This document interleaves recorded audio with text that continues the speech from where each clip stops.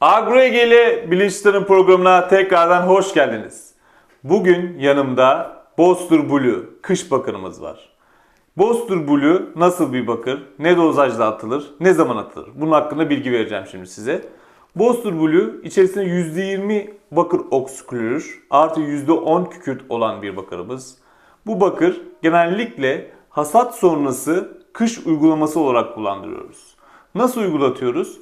800 litreye 5 litre ya da 1000 litreye 5 litre şeklinde uygulatıyoruz. 1000 litreye 5 litre uygularsanız %2'lik bakır yapmış oluyorsunuz. 800 litre ise %2,5 litrelik olmuş oluyor. Şimdi Boster Blue'yu bir tanıyalım. Ürünü aldıktan sonra lütfen bir çalkalayın. Çok yoğun bir ürün bu ürün. Çalkaladıktan sonra aynı şekilde ürünü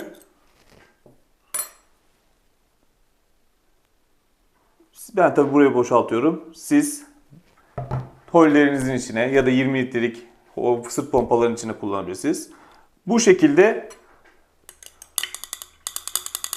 karıştırdığınız an çözülmesinde en ufak bir sıkıntı çekmezsiniz. Boster Blue'nun. Peki bu bakırı neden kışın atıyoruz? Çünkü bu bakır biraz daha kapur %8'e göre biraz daha sert bir bakır. Sert bir bakır olduğu için kışın soğuklarından engellemesini, ayrıca ağacın direncini arttırması için Boster Blue kullanıyoruz.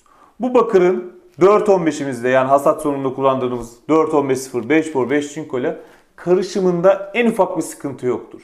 Bizim ürünümüz Boster 4.15.0 5x5 çinkoyu yani gelecek yılın periyozitesini, var yılını yok yılını ortadan kaldırmak için gereken ürünümüzü de aynı şekilde bu bakırımızın içine gayet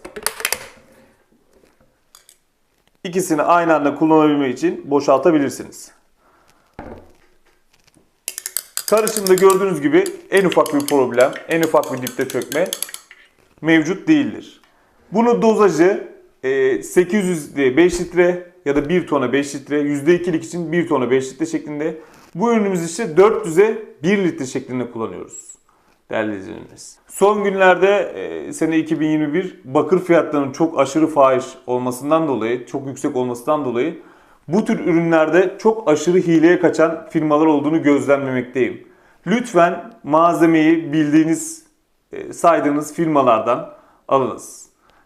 Kendinize ve ağaçlarınıza daha fazla zarar verirsiniz. Öyle anlatayım değerli izleyicilerimiz. Bu ürün hakkında en ufak bir şekilde sorunuz olursa aşağı taraftan videonun alt tarafına yorum bırakabilir.